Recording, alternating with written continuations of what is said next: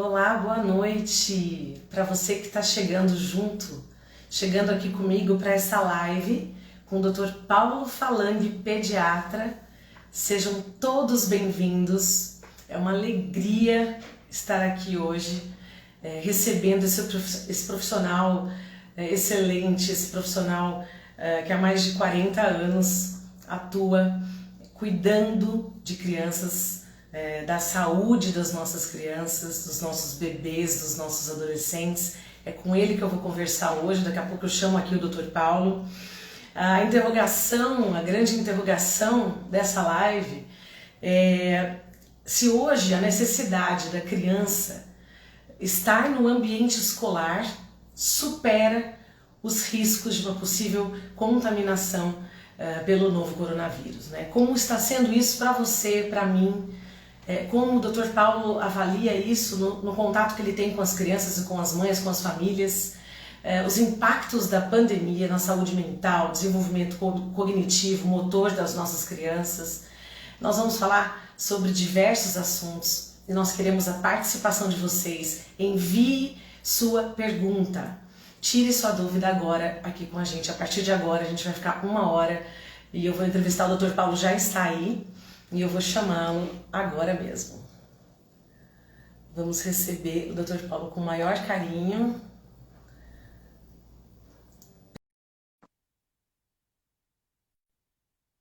Boa noite a todos, sejam bem-vindos. Obrigada. Olá, doutor Oi, Paulo. tudo bem, Gabi? Tudo bem, o senhor? Bem, obrigado. Vamos lá. Obrigada, senhor. Seja bem-vindo. É uma alegria ter o senhor aqui com a gente. Eu fico contente de ver você saudável, né? Ver a gente tá podendo conversar sobre um assunto que a gente gosta muito e tem um interesse muito atual agora, né? Essa situação Exato. deixa todo mundo preocupado com tudo, com todos, né? Eu acho que a gente precisa estar mais conversando, explicando a situação e principalmente alguém sair em defesa das crianças, né? É verdade? Exatamente. Isso que o senhor falou é muito real. Ao longo de todo esse ano, que nós vamos completar 1 ano já, né, de pandemia, muito se falou sobre o coronavírus, sobre transmissão em adultos, muito tem se pesquisado, e as crianças, principalmente em 2020, quando tudo começou, foram as primeiras afetadas logo de cara, e as últimas a conseguirem reverter o quadro da questão da escola, da aula presencial, né, do contato com outras crianças. Porque muitos pais voltaram à atividade, ao trabalho, as crianças não. No final do ano, algumas escolas retornaram, poucas, se a gente pensar no coletivo Brasil, né, estamos falando de todas as escolas particulares, estaduais, né, e esse contato com o convívio, né, humano foi muito prejudicado. E isso, para a saúde mental Ô, Gabi, delas, você está me foi ouvindo? com certeza complicadíssimo, né? Travou, você está me ouvindo? Você não está me ouvindo. Tenho a impressão que você está me ouvindo? Vocês estão me ouvindo, pessoal? Vocês puderem nos ajudar aqui com informações, se por acaso travou para vocês também. O senhor está me ouvindo agora? Agora eu estou ouvindo bem. Cortou um pouquinho aí, mas agora eu estou ouvindo bem.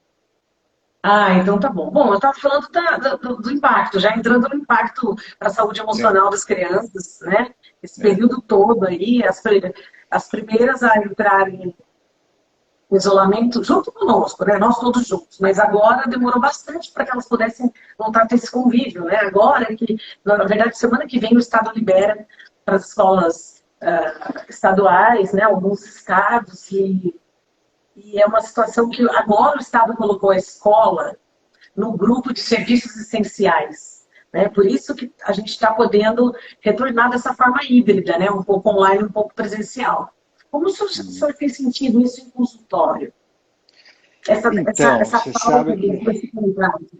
você sabe que, na verdade, né, quando começou essa pandemia, e por ser um vírus respiratório, né, você sabe que as crianças são as principais transmissoras de vírus respiratórios, né?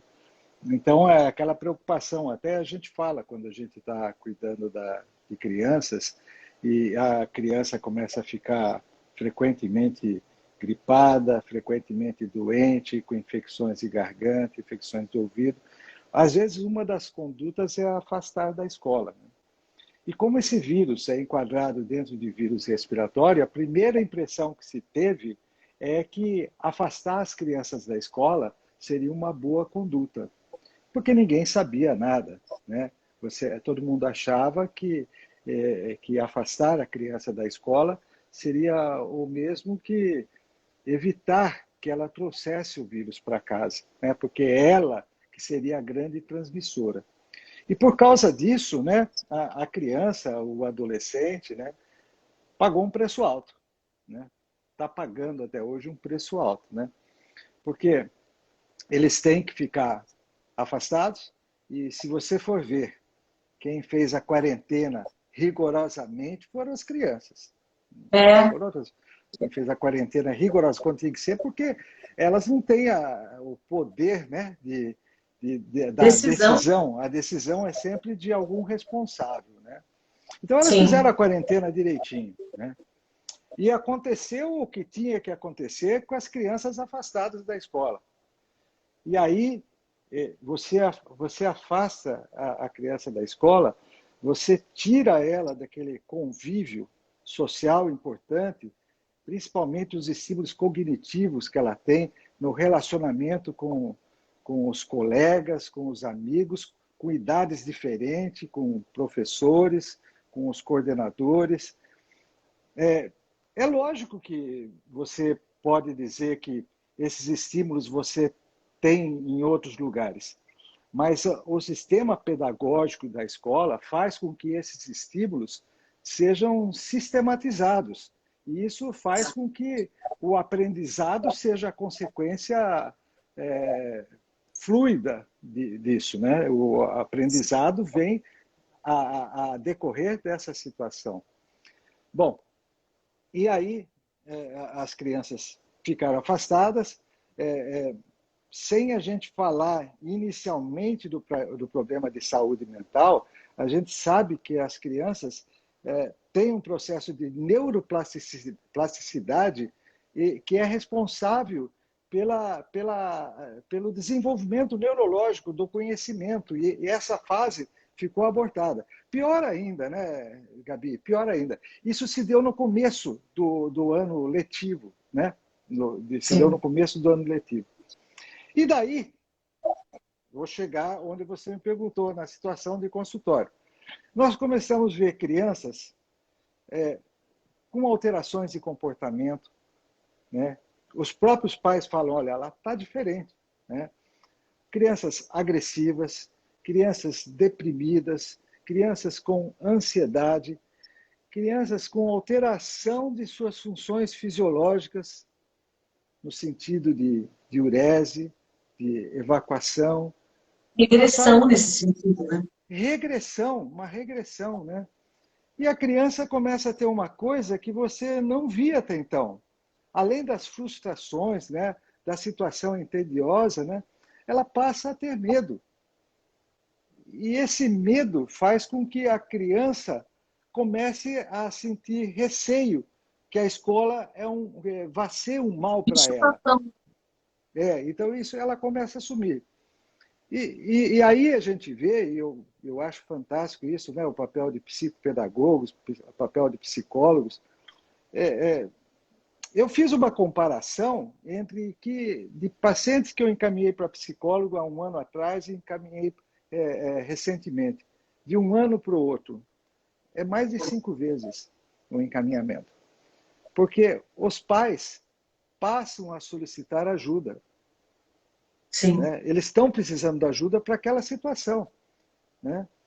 E olha, quando você fala no meu consultório, eu acho que a gente tem uma situação privilegiada, porque a gente está É? falando de crianças com um nível Sim, social, socioeconômico bom, né? E que pode, exatamente. às vezes, né, resolver parcialmente melhor seus problemas em casa. No Tanto entretanto, com quando a gente... relação do acesso ao conhecimento, culturalmente falando, né, esse nível cultural dos pais que têm condições de estimular aquela criança em casa, que buscam É, maneiras, como um psicólogo, um psicopedagogo, de instrução, né? Como a gente vive numa bolha, né, é, doutor Paulo? E eu fico pensando que a gente está falando dessa camada de privilegiados, mas uma grande parte da população, a grande parte, sofreu esse isolamento de uma maneira muito mais cruel, né? É, muitas vezes sem acesso, realmente demorou muito para se ter acesso à educação remota, e se é que tem, com muita dificuldade de aprender remotamente, por questões já do desenvolvimento dele, das condições de vida dele, né? Dessa criança, desse filho, desse bebê, desse adolescente. Eu quis dizer, bebê foi para adolescente. Então, eu acho que, e ainda, na rua, quer dizer, aglomerando com a vizinhança, nas comunidades, aglomerando mais do que se tivesse na escola, com os cuidados que a escola hoje tem, né? Desculpe que eu vou é, questionar, mas é uma situação que cria uma situação mais difícil ainda para os próprios pais, né? Porque os pais têm que trabalhar, não tem como, né? Então eles têm que trabalhar para que haja o sustento da família. Estamos falando nessa condição socioeconômica não privilegiada. E a criança vai ficar sozinha ou vai ficar em creches, em casas improvisadas com outras crianças e outras famílias, né? é, E um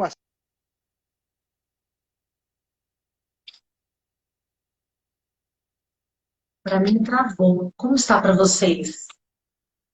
Se vocês quiserem enviar perguntas, eu vou começar a anotar. Travou para vocês também? Como está a conexão? Tem esse feedback, por favor. até... Oi? Ah, eu não estava ouvindo o senhor, eu não sei o pessoal.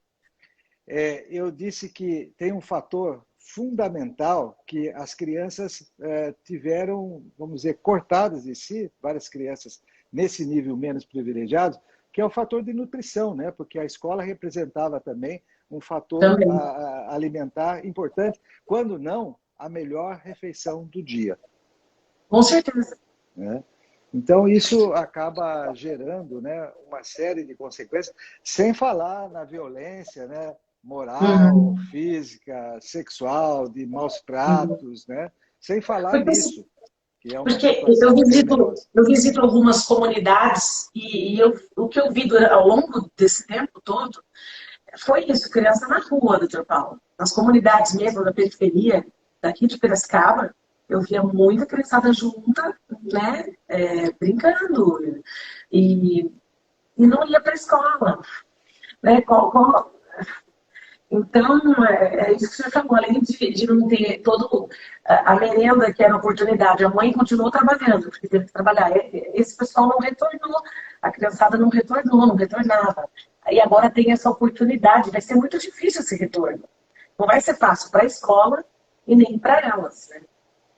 É, então a gente começa a ver que as crianças sofreram e quando a gente percebeu que vários estudos mostraram, e agora a própria Sociedade Brasileira de Pediatria assina embaixo em cima desses estudos, né? Ela reproduz esses estudos, de que a criança não é a transmissora. Na criança não fica doente, quando fica, é menos de 1% dos casos que tem uma situação de doença com sintomas leves. Como ela fica praticamente assintomática, ela não é transmissora. E interessante, a gente viu alguns estudos em que as crianças que pegaram Covid, elas não pegaram na escola, estudos feitos em outros países, elas pegaram da família, né? Sim. E até tem um estudo muito bacana, relação de prevalência, porque esse é um dos problemas que a gente tem, né? Que é a testagem. É muito muito pouco feita no nosso país, né? A testagem para a gente saber o diagnóstico. E em outros países se faz testagem não só quando você quer fazer o diagnóstico porque a criança ou o adulto está com sintomas. Você faz o exame para você saber quem você isola e quem você trata adequadamente para separar uma pessoa da outra, fazendo os grupos que têm necessidade de ficar separados. Então, eu até achei um exame, um trabalho interessante. Isso foi feito na Europa, em que eles pegaram crianças assintomáticas de um determinado local, sem sintomas de Covid, né? E fizeram a testagem. E encontraram uma importância X, positivo. Pequeno, mas conseguiram alguns exames positivos. Então, crianças assintomáticas. E, ao mesmo tempo, eles fizeram exame da comunidade que a criança vive, né? E chegou a um percentual, vamos dizer aí, 10x. A criança é X, aquele lá chegou a 10x. E perceberam que quando esse nível da comunidade começa a aumentar, a prevalência da testagem começa a ser mais intensa, das crianças também começa a subir, mostrando uma forte associação entre a comunidade, entre a família e a criança.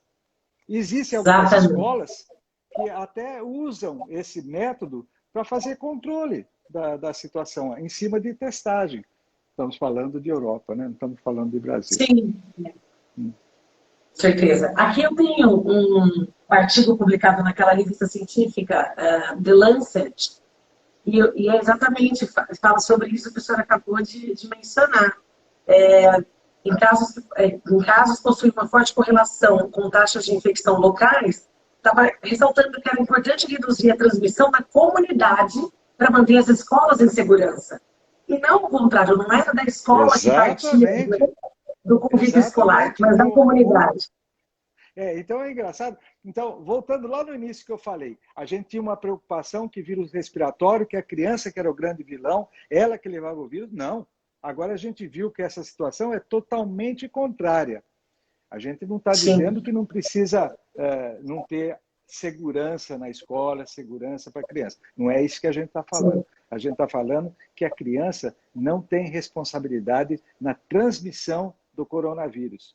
Nem entre as crianças, nem para os professores, desde que sejam tomados os cuidados devidos, né? Seria por conta de um sistema imunológico mais eficiente? As crianças teriam esse sistema imunológico mais eficiente? Então, você sabe que eu participei de uma live com 2 professores aí que são da Sociedade Brasileira de Pediatria e recentemente ele me falou que essa resposta a gente ainda não tem. A gente não tem essa resposta ainda. Por que está acontecendo isso? Porque a gente vê situações muito que a gente não imagina, né? Jovens saudáveis tendo problemas, indo parar em UTI, idosos que não têm problema, que passam bem, assintomáticos, não são a maioria, evidentemente. E aí também as crianças, na sua enorme maioria, não tem nada. Tem uma síndrome inflamatória multissistêmica descrita em crianças, que é um quadro grave, que isso aparece normalmente 4 semanas depois do contato com o Covid, né? Inclusive, ela reproduz uma doença chamada doença de Kawasaki, né? Que é problema de imunidade. Bom, enfim. Isso é a síndrome inflamatória multissistêmica, essa, né, pediátrica. Essa síndrome, que ela é muito grave, mas também muito rara, doutor Paulo. Mesmo em casos de crianças infectadas pelo coronavírus, é uma complicação do coronavírus, essa síndrome. Mas nem diria ela é rara. É um desencadeado, ela é desencadeada, né, pelo coronavírus. Né? Mas, de fato, é raro, muito raro, né? Tem descrito na literatura. Eu vi um caso em São Paulo, teve um caso no Norte. Parece que no Brasil todo teve 5 casos nesse período de síndrome inflamatória multissistêmica. Essa informação eu estou falando não é não é em cima de estudos, é só de eu estar acompanhando assim de uma forma geral. Você falou da Sociedade Brasileira de Pediatria e eu, quando aqui anunciei, divulguei a live para as pessoas, eu comentei que nós teríamos realmente as orientações da Sociedade Brasileira de Pediatria com relação ao retorno presencial às aulas. E eu iniciei a live perguntando se hoje a necessidade da criança estar no ambiente escolar supera o risco da contaminação pelo coronavírus. Você já respondeu que sim. Inclusive, a orientação é que, se possível, a criança volte para a aula dessa maneira, com os cuidados todos que nós sabemos que estão sendo tomados. O Estado tem aqui um sistema de fiscalização, eles colocaram até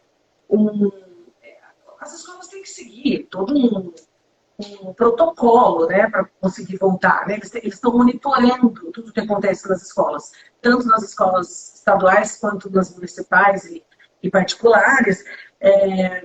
E então, assim, nesses casos, claro que cabe cada um. Tem mães aqui nos assistindo, pais, com muito medo.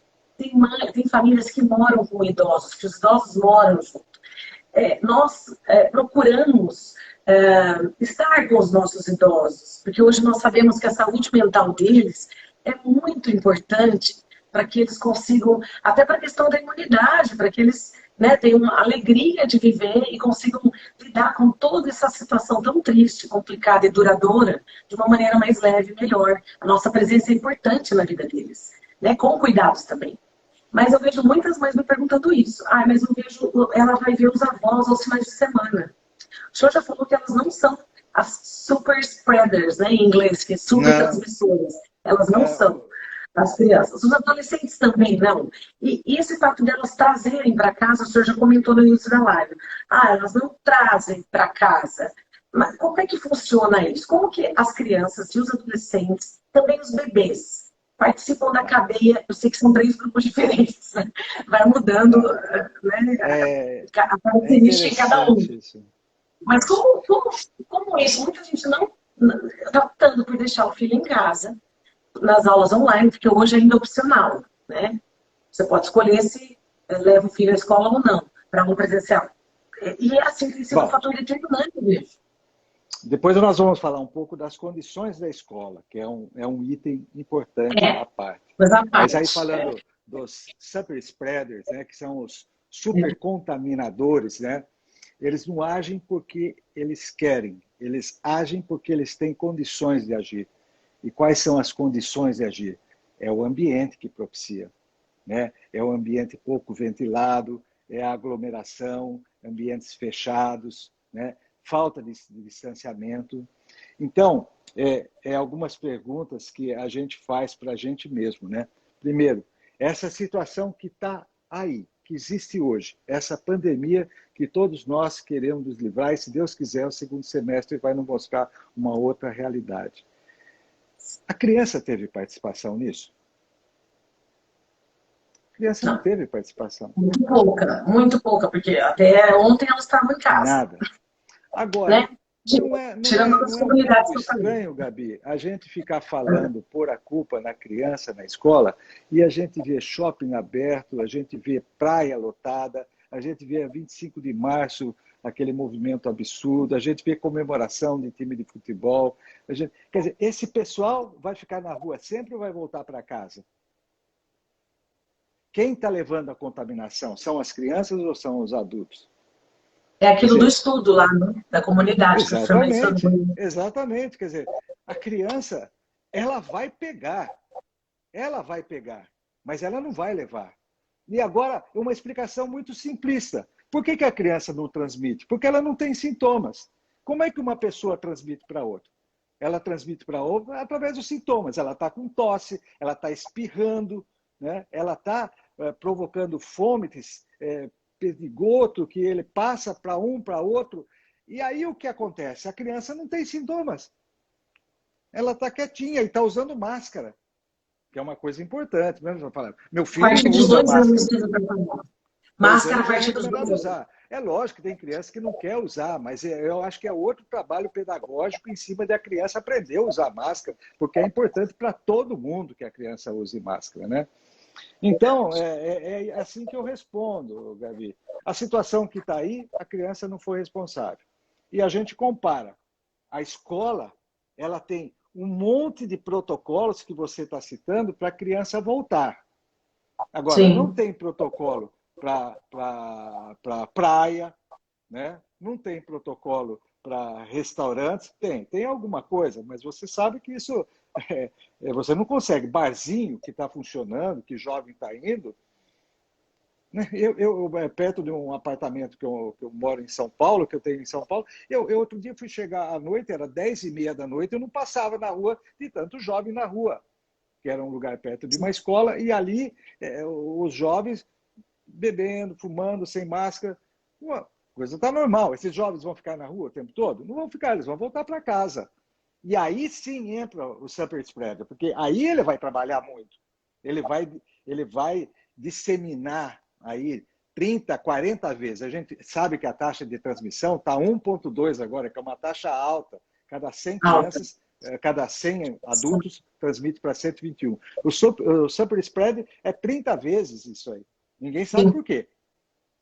Mas ele aí esse transmite... mesmo estudo, esse mesmo artigo dessa revista científica fala exatamente isso, que está cada vez mais evidente em muitos países, que são pessoas entre 20 e 30 anos que desencadeiam surtos, que aí atingem idosos e crianças. Exato. Então, né? quer dizer, olha a conclusão que a gente está chegando, né? E a gente insiste ainda, né? E eu tenho pacientes que, evidentemente, têm medo, né, dessa situação. Tem medo, em primeiro lugar, da criança ficar doente. Então, a gente precisa orientar que a criança não vai ficar doente, que a criança não vai passar a doença para dentro de casa. É isso que eu gostaria de tocar nesse ponto, é isso. Eu vejo muitos pais aflitos com isso, que ela vai trazer essa doença e passar para o avô que mora ali. Não vai trazer. Ela vai ter que ter os cuidados. Né? Lógico que vai ter que ter os cuidados. E ela não vai estar espirrando, não vai estar com febre, não vai estar...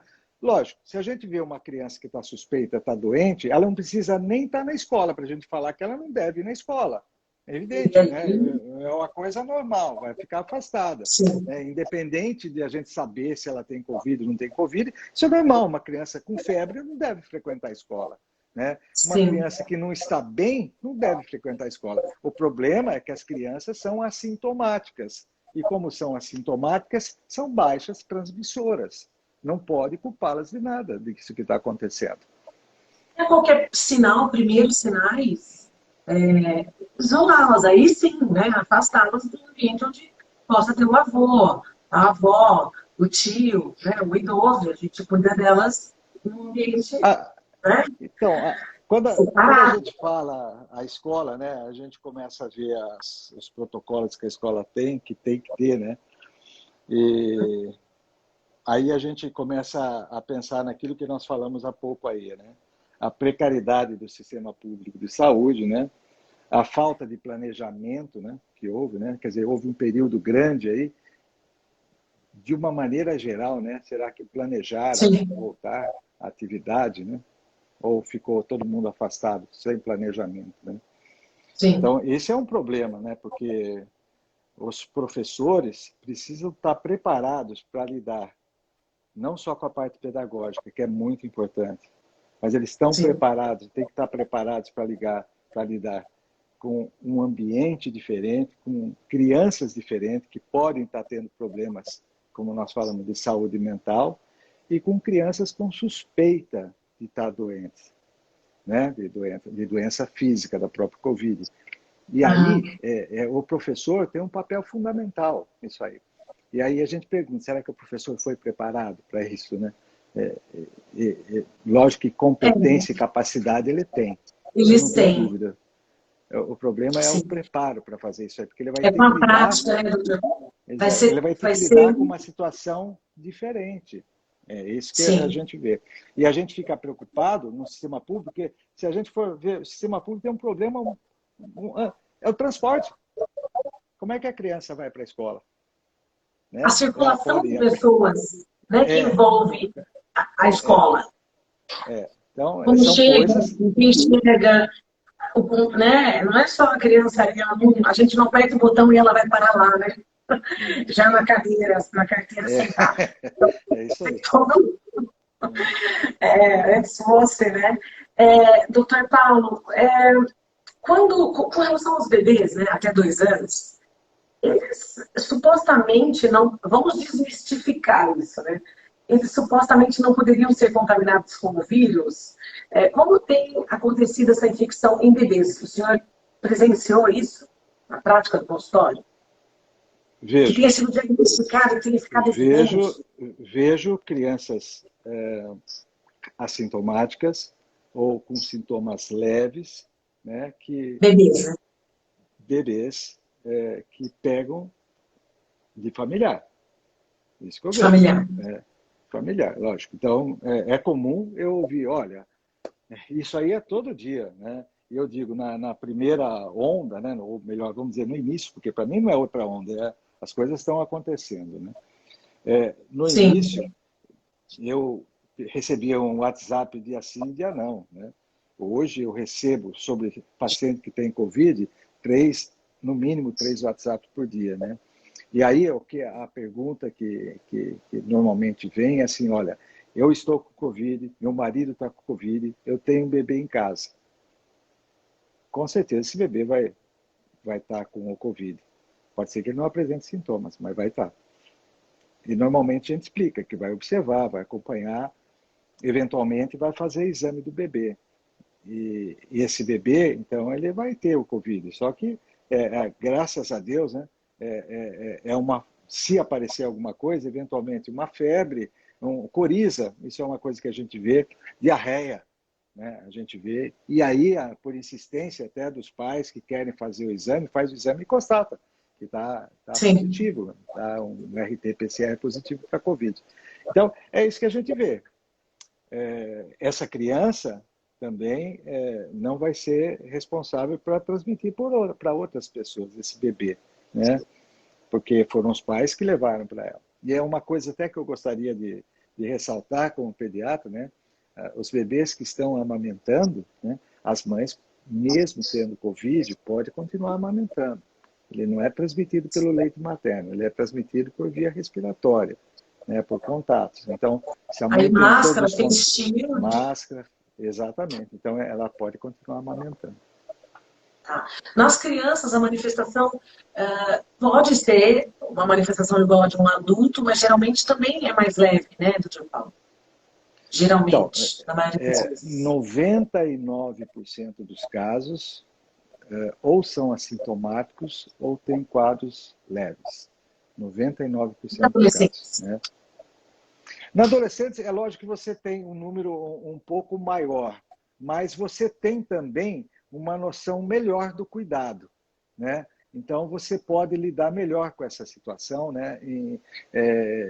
Dele, por exemplo, uma criança ingenuamente, ela pode não perceber como uma outra pessoa está se comportando, se está com febre, se está...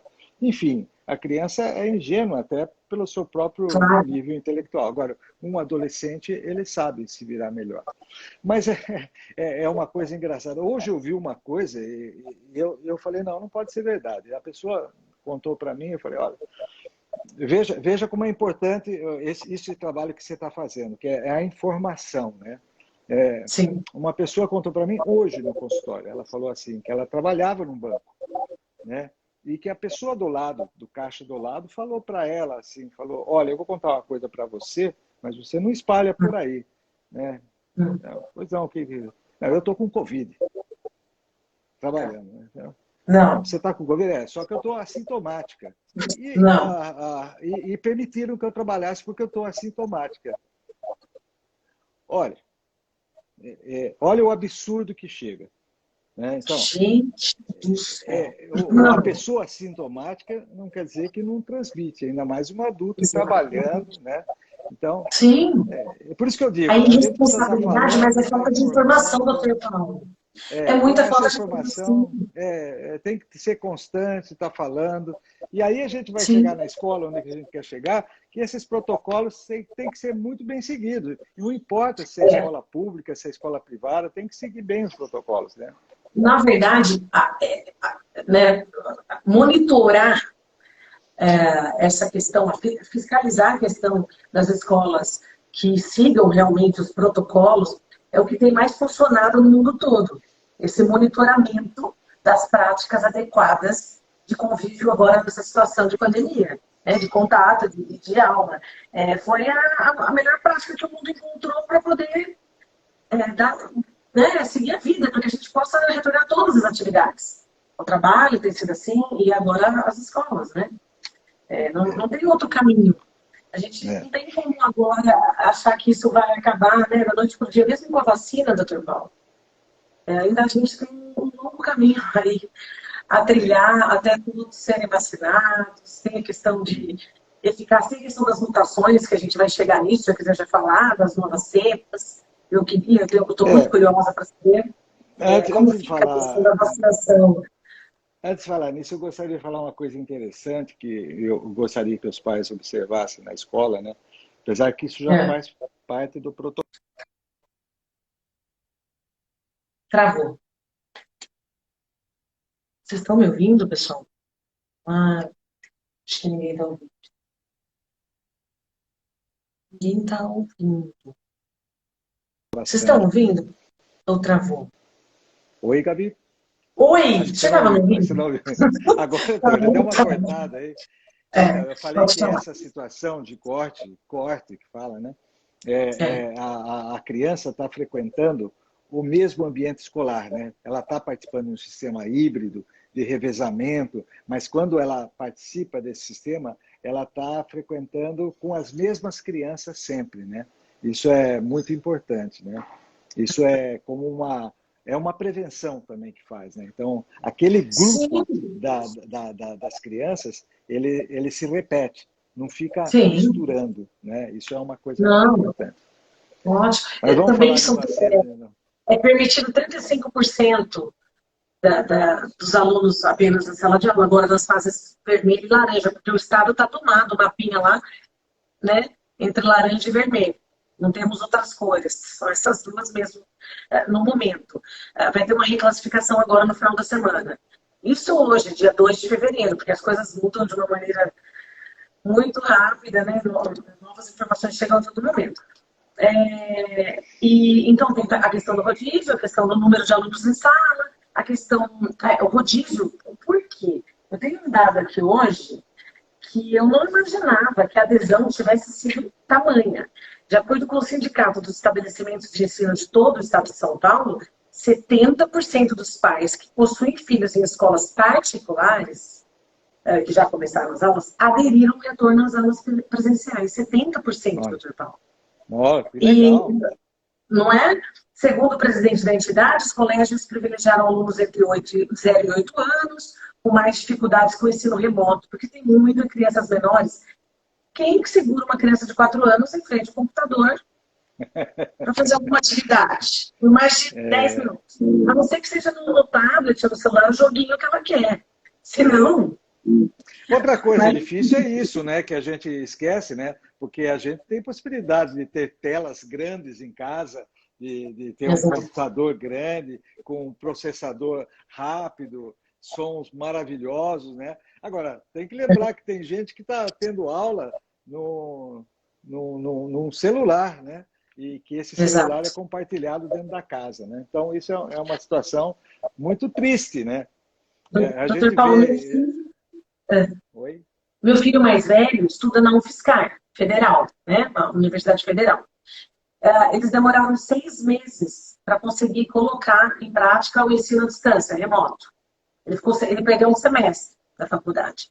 E uma das alegações, claro que tem a questão que a senhora acabou de mencionar anteriormente, da organização em si, da vontade e tudo mais. Mas foi a falta de equipamentos por parte dos alunos. Hoje a gente tem as cotas.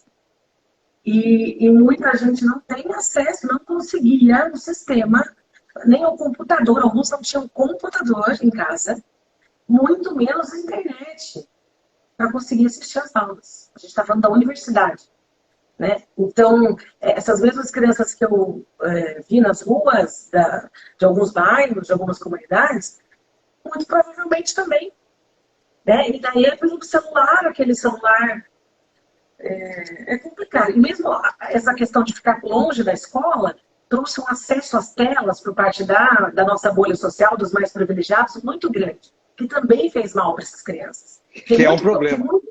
Tem muitas atividades boas nas telas que estimulam, que são legais, mas tem muita coisa, muito tempo ali, não faz bem para ninguém. Tem que desenvolver o motor, tem que desenvolver, né? Tem que, não é só aquilo ali. A gente, como pediatra, né, até antes da pandemia, punha certas restrições ao uso de tela.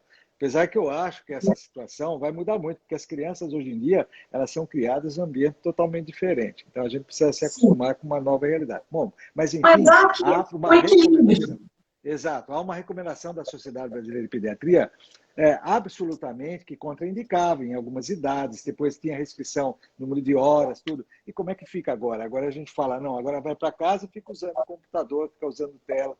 É complicado, né? Então a gente começa a ser coerente nas nossas orientações. Não é? É complicado dosar isso. Né? É um equilíbrio mesmo e muita atuação aí dos pais muito vigilantes, o olhar atento, atencioso, que nem todos nós conseguimos ter, aliás, né? Não conseguimos todo dia. Tá? E ali a gente tem nossas atividades também e eles precisam desse ambiente riquíssimo que é a escola. Riquíssimo em vários sentidos. E o senhor ia falar sobre a vacina, eu interrompi o senhor. Isso. Primeiro que eu sempre falo, não só a vacina do Covid, né? Mas eu falo de uma maneira geral de vacina. Né? É uma pena, né, que existam tantas que prestam um desserviço para a sociedade. Né? A gente vê motivos ideológicos, motivos políticos discutindo vacinas, né? Quando a gente tem que dar graças a Deus e ter uma vacina. Praticamente em 9, 10 meses foi feita uma vacina. E aí todo mundo incentivou que essas vacinas ficassem prontas logo. E quando fica pronta logo, começa a questionar como é que ficou tão rapidamente pronta. Né? Bom, primeira coisa que a gente tem que falar é que a gente vive outra época, uma tecnologia muito diferente. Segunda coisa, esse vírus, coronavírus, ele não apareceu agora. Apareceu agora o SARS-CoV-2, mas já existiu o SARS-CoV-1 e o MERS, que são coronavírus. Foram responsáveis por outra patologia no passado. E por conta disso, eles começou a desenvolver vacinas para esses coronavírus inicialmente. Então, essa base de estudo que levou 3 a 4 anos foi aproveitada dessa fase do coronavírus. Então, já deu um pulo muito grande. Outro, houve um incentivo financeiro enorme. Né? Todo mundo ouviu falar do Bill Gates, Melinda Gates, tá? Então, enorme. E houve também uma sobreposição das fases, né? Que permitiu que a gente chegasse na fase 3, na fase clínica, né? Que é justamente essa fase que nós estamos, com 4 vacinas sendo estudadas no Brasil, possivelmente 5 vacinas sendo estudadas no Brasil. E como é que hoje daí a gente começa a discutir, né? Como é que é a eficácia da vacina, começa a discutir segurança. E quem toma vacina no posto, quem toma vacina em clínica privada, nunca soube que a vacina de gripe é responsável por dar 50% de eficácia, muito menos onde ela é produzida. E todo mundo vai lá tomar vacina, né? A vacina de rotavírus, né, que é uma vacina de vírus vivo, atenuado, que não tem 60%, 70% de eficácia, né? E não sabe onde que é produzida essa vacina. Se falasse que era na Índia, acho que nem ia tomar. Hoje que sabe que a Índia é um grande produtor de insumos farmacêuticos e de vacinas. Né? Então, por Estava todo mundo razões esperando ainda. diferente a uma razão científica, se discute. E eu falo para todo mundo, poxa vida, primeiro agradeça a Deus ter vacina. A gente está tendo vacina. Segundo, se a Anvisa liberou para uso emergencial, é porque ela analisou a parte de segurança, a parte de qualidade e a parte de eficácia da vacina.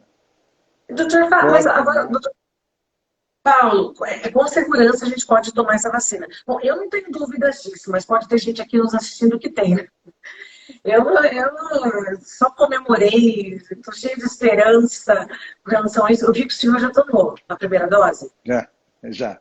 Né? Tomei a primeira dose. Maravilha, maravilha. Mas qual a perspectiva dessa vacina frente às novas cepas, às mutações do vírus?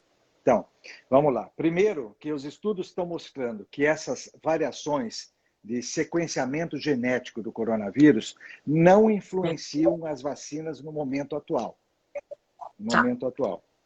Mas a gente tem uma vacina que está sendo produzida pela primeira vez de uma forma totalmente diferente, que é através do RNA mensageiro, que a gente ainda não tem aqui, que é a vacina da Pfizer e da Moderna.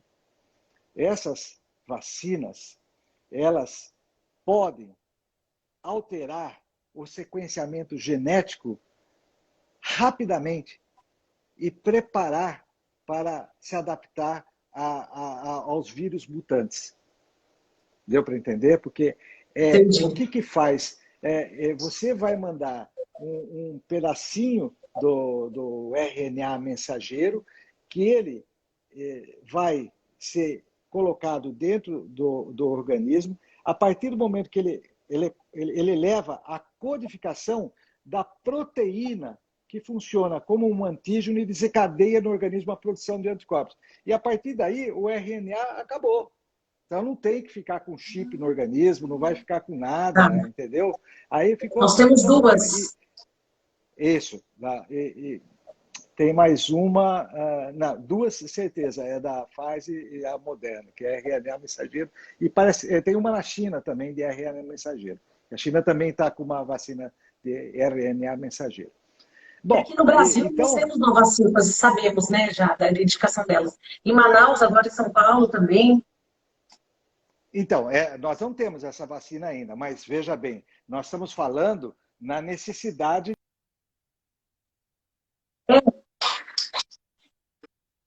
Eu falei da mutação do vírus.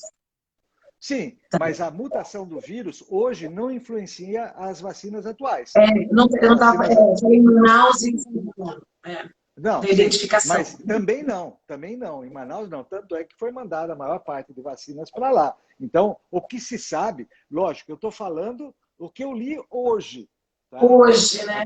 Hoje. Essa história de Covid muda muita coisa. Eu comecei falando a live com você, falando que a gente acreditava que as crianças eram responsáveis de transmitir. Hoje a gente sabe que não são. Né?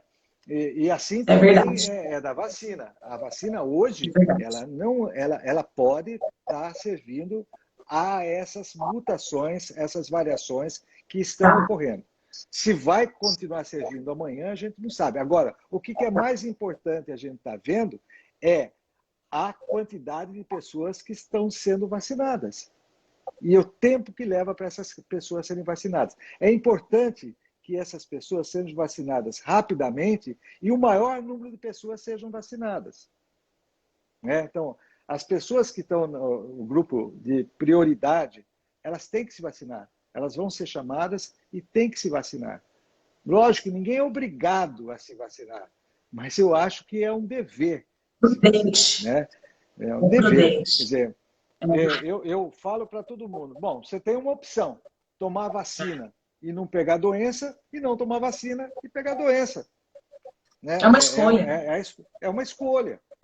É a gente escolhendo o tempo inteiro. Agora se discute porque essa veio da China, porque aquela não sei o quê. E os estudos foram muito bem conduzidos, foram muito bem elaborados. Chegou essa vacina, por exemplo, essa vacina do Butantan, eu gosto de ressaltar isso, né? Porque essa vacina do Butantan, ela foi estudada apenas com profissionais de saúde que atendem Covid. Né? Então, é uma vacina que foi muito bem estudada, com pessoas que estão, vamos dizer, prontas a pegar Covid. E nenhuma Sim. ficou doente, quadro moderado ou grave, nenhuma ficou doente. Teve quadros leves, né? Mas moderado, grave, óbito, nenhum caso. Eu tenho um sobrinho, estudante de medicina, doutor Paulo, completou agora, já formou agora em 2020, que foi cobaia dessa vacina, né, do Butantan. Ele foi um dos que... Ele não sabia se era placebo, até esses dias ele não sabia, ou se era vacina realmente. Na família, o pai pegou, a mãe e o irmão, ele não. E ele descobriu agora que era vacina, que tinha, não era placebo. Que bela notícia, né? Ontem eu estava com um colega em São Paulo, na Câmara de Pediatria, e ele já tem uma idade até maior que a minha, tudo, né? E ele perguntou para mim, você já tomou vacina? Eu tomei a primeira dose. E ele falou, eu já tomei as duas. Mas como que você já tomou as duas? Né? Não deu nem tempo, começou outro dia. Ele falou, não, eu tomei porque eu fiz parte da pesquisa. E eu fiquei sabendo ontem que eu recebia as duas vacinas. Eu achava que eu não tinha tomado vacina, porque eu não sentia absolutamente nada, nenhuma dorzinha de cabeça eu tive, ele falou. Meu sobrinho também. Vacina, graças a Deus. Graças a Deus. E não teve, eu tomei vacina também, não tive absolutamente nada. Nada, nenhum efeito, assim. E, nada, falando em vacina, o calendário de vacinação, é importante que as mães... isso no começo foi pior, eu acho que ninguém saía de casa realmente, deve ter havido um atraso aí da vacinação da criançada. O senhor sabe melhor do que eu. Como que está isso hoje? A conscientização de que é importante continuar, se a criança está passando mal, precisa ir para o hospital, que seja um hospital pediátrico, se houver necessidade, mas que vá, precisa da vacina, tem que seguir o calendário. Como que está isso? O que o senhor diz a respeito? O que a gente precisa lembrar é que o aparecimento do Covid trouxe uma doença nova, mas essa doença não acabou e exterminou com as outras, né? Não anula, né? Nada mais que não anulou as outras, né? Então, aí esquece uma coisa importante. As taxas de imunização, até o ano de 2019, estavam muito baixas. O resultado de 2020, nós ainda não temos, mas nós acreditamos que vai ser pior. Vai ser pior do que 2019. Principalmente no nível socioeconômico mais baixo, onde precisaria mais da vacina.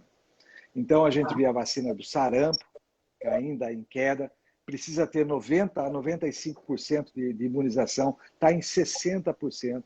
A gente vê a poliomielite, que é uma doença que precisa de 95% de vacinação das crianças, ela está em menos de 70%. E o pior, isso na primeira dose, na segunda dose, na terceira dose, está caindo. Então, porque às vezes faz a primeira, depois não faz a segunda, não faz a terceira. Sim. Então, a gente tem várias estratégias hoje, né? Agendamento, vacina domiciliar, que resolve. Mas eu gostaria de chamar a atenção para os pais, né? Que as crianças que vão voltar na escola, dê uma olhadinha na caderneta vacinal, leve para o pediatra ver, né, a caderneta vacinal, veja o que está faltando, né? O reforço de vacinação, aquelas vacinas que não existem no sistema público e que eu digo que não é um gasto fazer em clínica privada, é um investimento, e cito como exemplo a meningite B, que ainda, infelizmente, não tem no sistema público, mas isso não deve impedir que seja feita essa vacina. Então, olha o calendário vacinal, porque isso sim é uma proteção que tem que ser feita para as crianças, né? Levá-las para a escola adequadamente protegidas, além dos protocolos que a criança vai ter que adequadamente protegida, com a sua carteira de vacinação em dia, né? Sim. Hoje eu vi uma notícia no G1, no site, que uma escola particular de Campinas suspendeu as aulas após 2 casos de Covid. 2 casos. E a escola suspendeu as aulas.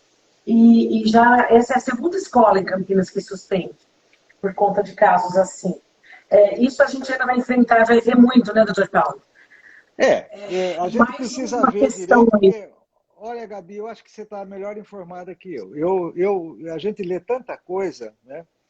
Eu li hoje, eu não consigo lembrar direito onde que eu li, mas que uma escola, começou a atividade e já tinham 5 pessoas com doença na escola. E mesmo assim ela Isso aqui começou a é da mesma atividade. família, viu? 2 da mesma família. É importante falar. Então, É aquela não é questão. a escola. Não é a escola. É. E esse caso, então, começou a atividade com pessoas tendo Covid lá dentro. Pegaram antes da escola abrir.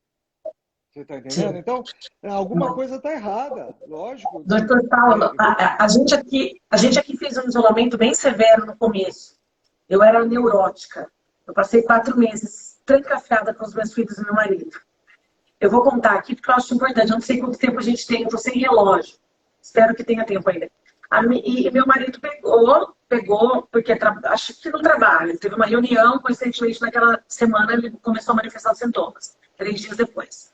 E minha filha, que foi a que menos saiu, a de 12 anos, a que menos viu a cara da rua, que menos encontrou amiga, assim, a mais isolada da casa, porque eu também já tinha voltado a trabalhar, agora no final do ano e tal, foi infectada. Sem ir para a escola, doutor Paulo. Vocês estão me ouvindo ou travou? Acho que travou. Destravou?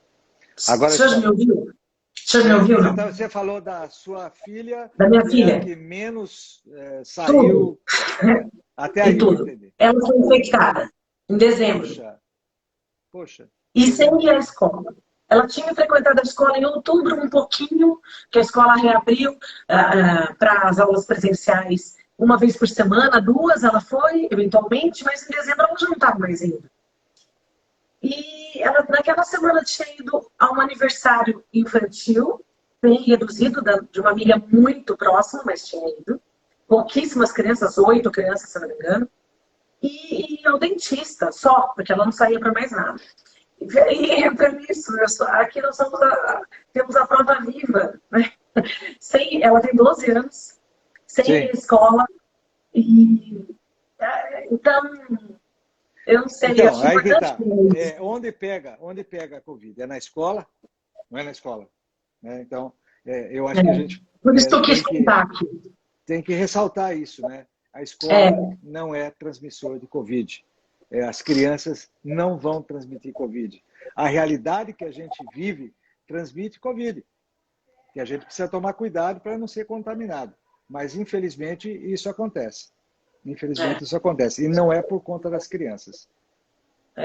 Exatamente.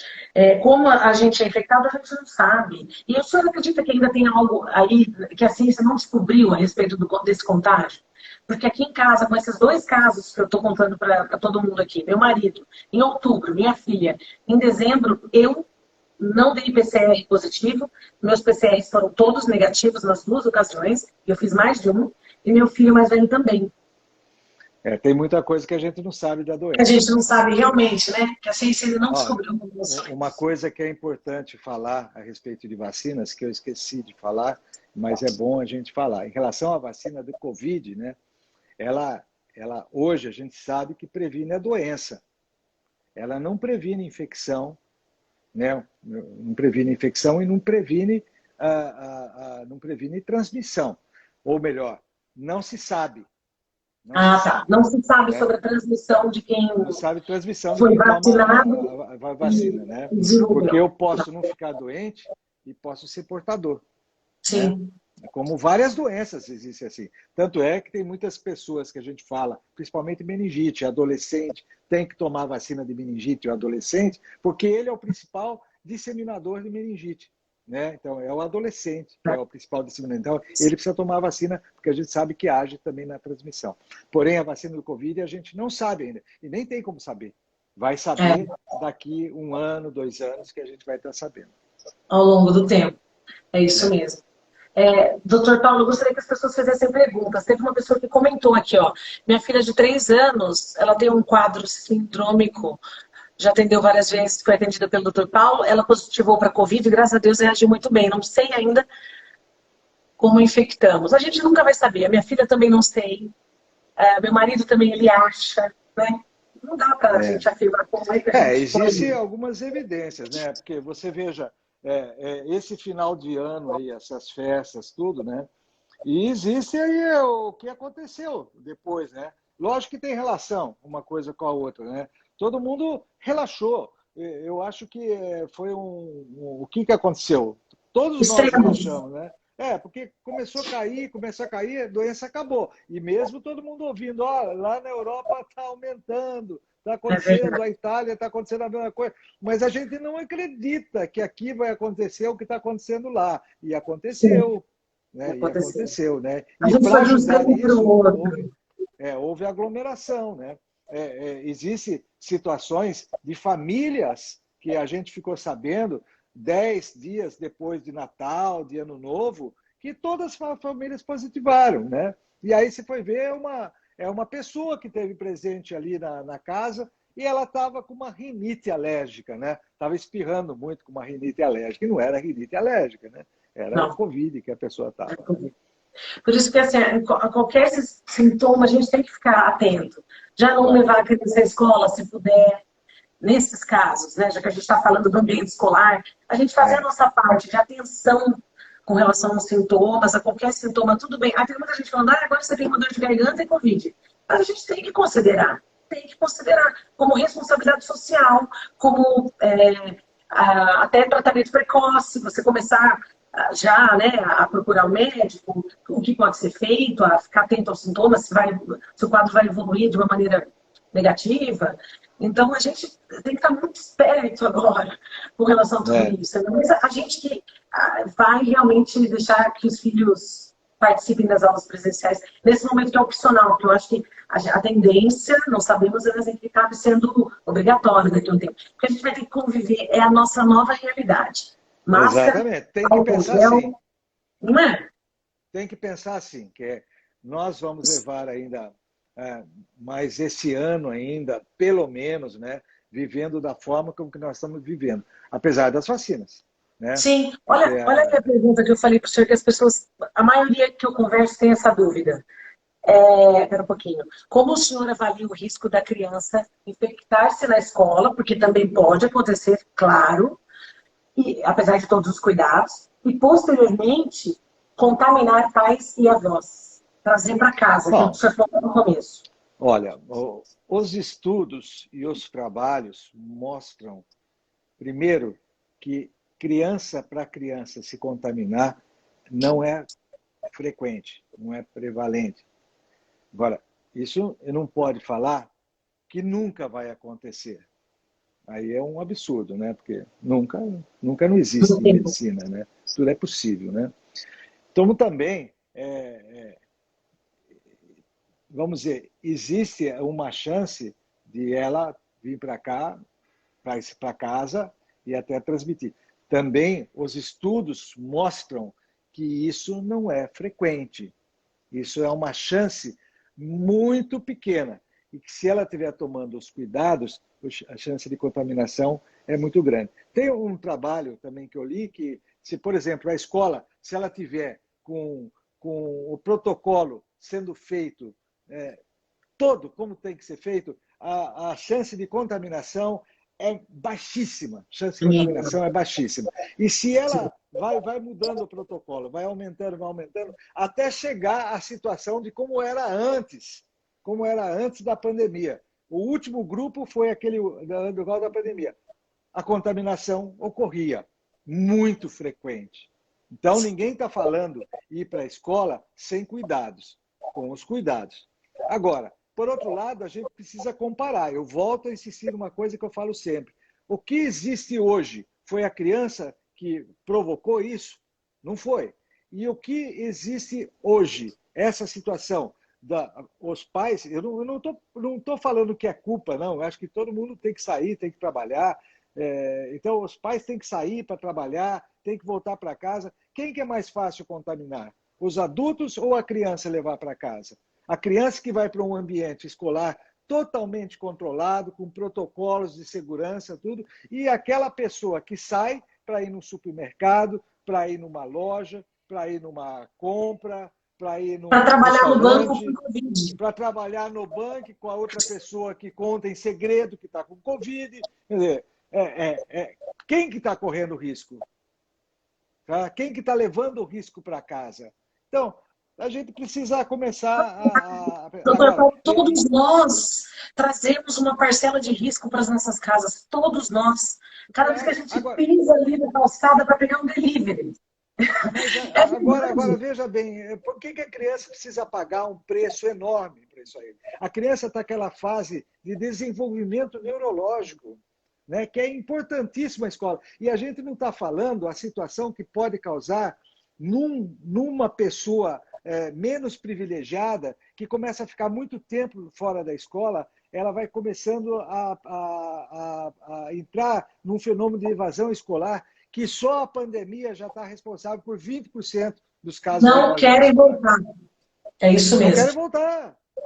Não querem voltar. Então, isso precisa ser mostrado. A Considerado. Não merece. Com todos esses estudos que estão sendo mostrados, que estão sendo avaliados, que estão sendo demonstrados, isso não é invenção, não é o que eu acho, isso precisa ficar bem claro. Não é a minha opinião, eu estou falando o que a gente está lendo. Basado. Uma sociedade brasileira de pediatria que está assinando embaixo. Olha, não deve fazer isso para a escola. Você vai prejudicar todo o desenvolvimento da criança, além de estar criando um problema psíquico na criança enorme, né, fazendo isso aí.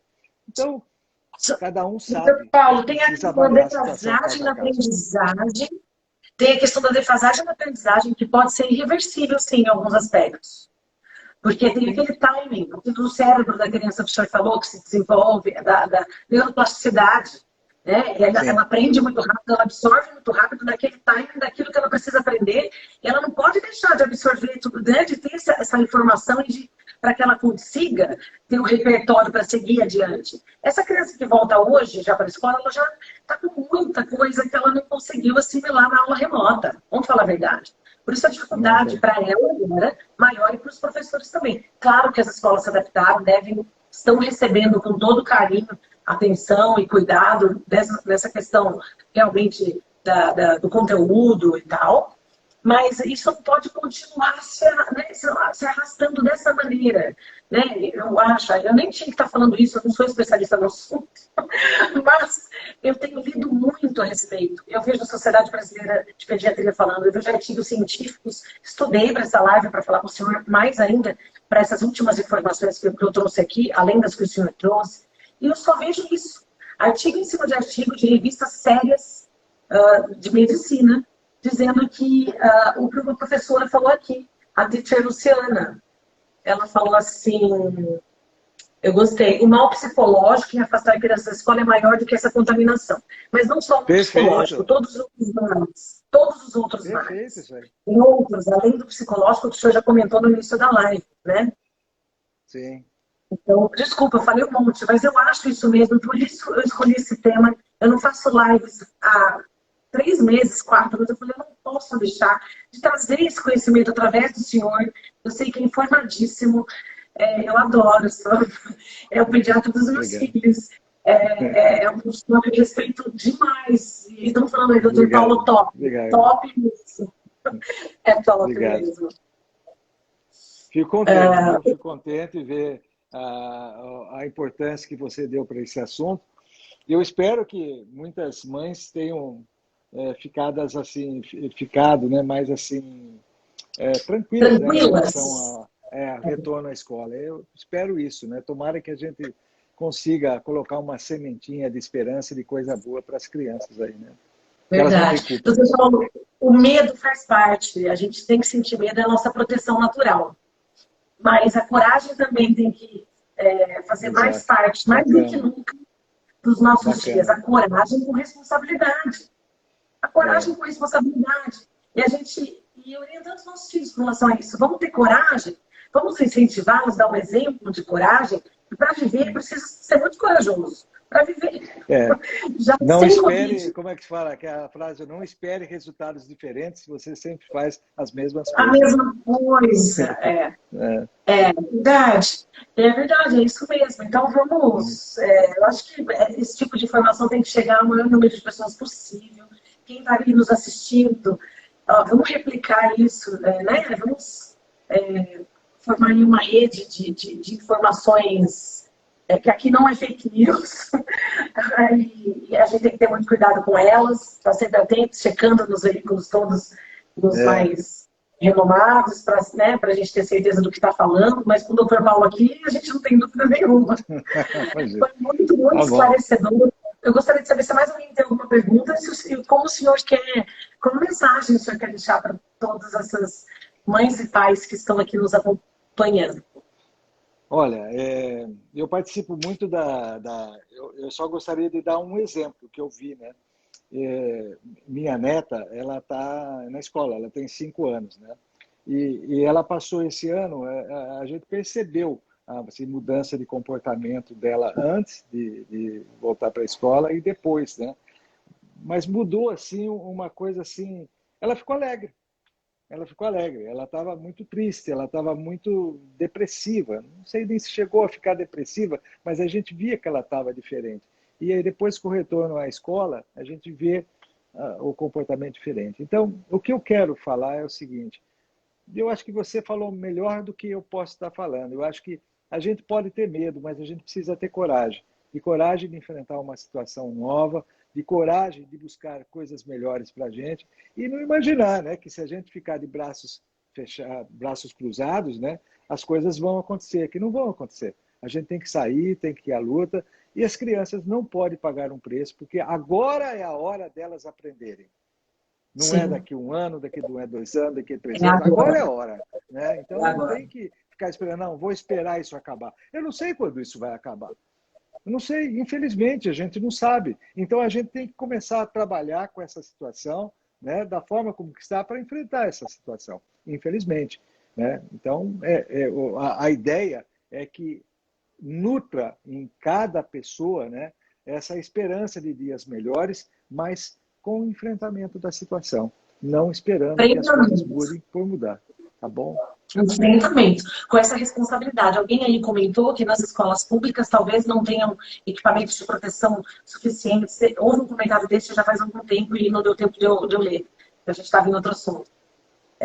E se não houver, e pode acontecer realmente, nós não sabemos ainda, porque não voltou nas aulas, não voltou nas escolas estaduais ainda a questão da aula presencial, né? A partir do dia 8, e ainda as escolas municipais podem escolher se ainda vão voltar ou não, mas ok, agora dia 8, é semana que vem.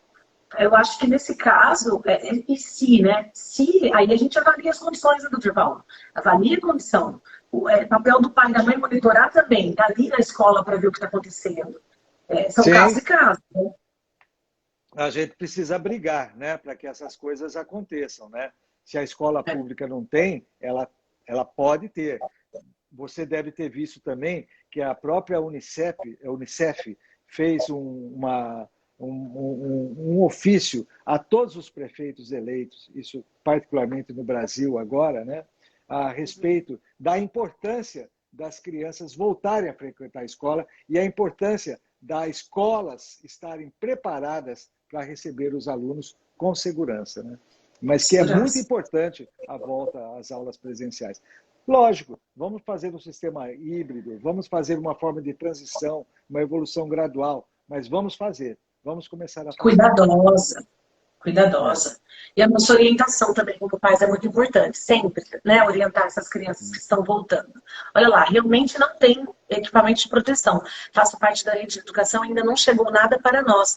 Ah, você é da área, por isso eu fiz a pergunta. Não chegou ainda. Então ela sabe o que ela está falando. As aulas também não começaram, mas já era para ter essa estrutura montada, né? Talvez então o município vai ter que adiar. Não sei, eu estou aqui. Eu também acho, eu acho assim, um absurdo. Tem que ter, a escola tem que ter condição de ter máscara para oferecer, porque a criança vai derrubar a máscara. Você tem que ter álcool gel, você tem que lugar para se higienizar, lavar as mãos, tem que ter higienização de ambiente, limpeza terminal. Respeitar o distanciamento. Então, tem uma série, né, de exigências desse protocolo que a própria Sociedade Brasileira de Pediatria recomenda, né? Então, a gente está falando desse ideal. Lógico, algumas coisas podem faltar, algumas coisas pontuais, mas que não atrapalhem a segurança da criança que volta para a escola, né? Se houver risco para essa segurança, fique em casa, Não, realmente. Né? ninguém está propondo fazer aventura.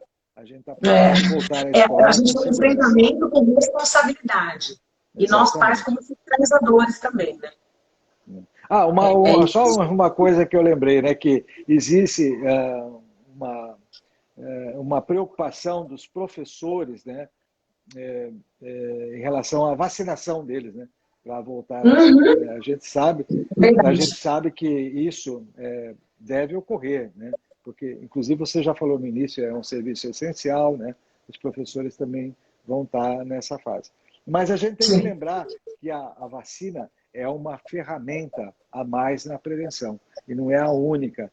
Então, a gente não pode imaginar que só a vacina, ou unicamente a vacina, ou por causa da vacina, as aulas podem voltar.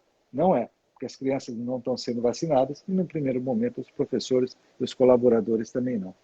Também não, agora não, realmente.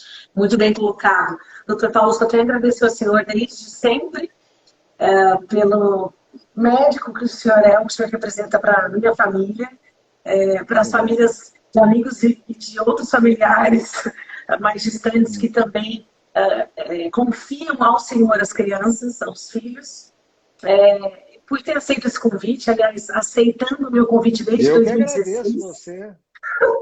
Desde 2016, a primeira entrevista que eu fiz de Mãe para Mães com o Gabi, que na época era só no YouTube, o canal do YouTube, foi o senhor. Você foi lá no sobre a Aedes aegypti. Sobre a transmissão dengue e tal, lá em 2016. Eu toda motivada, querendo começar algo novo, e o senhor, assim, foi essencial. O senhor foi assim, um papel fundamental que o senhor nem imagina que o senhor teve naquele momento de incentivo. Porque quando eu mandei o e-mail, meu nome foi super, nossa, maravilhoso, vamos em frente e tal, e eu estou aqui até hoje. Quem assiste você sabe que você não precisa de incentivo, né? Porque você é muito articulada, né? Fala bem, prepara muito bem os assuntos, tem interesse, né? Isso aí que faz a diferença, né? Por isso que eu acredito que as pessoas gostam de quando você faz a live, porque você prepara, né? E você traz assuntos assim muito importantes e evidentes para aquele momento, né? Eu acho isso legal. Muito obrigada. Te agradecer, muito obrigado. O senhor está aqui abrilhantando a live, o senhor quem traz informação que a gente precisa, é importante. Parabéns sempre. Obrigado, a gente sente muito prazer de estar aqui e desejar uma boa noite para você e a todos que estão acompanhando a nossa live, tá bom? Meu boa noite também, meu muito obrigada a todos vocês que estão aqui com a gente esse tempo todo.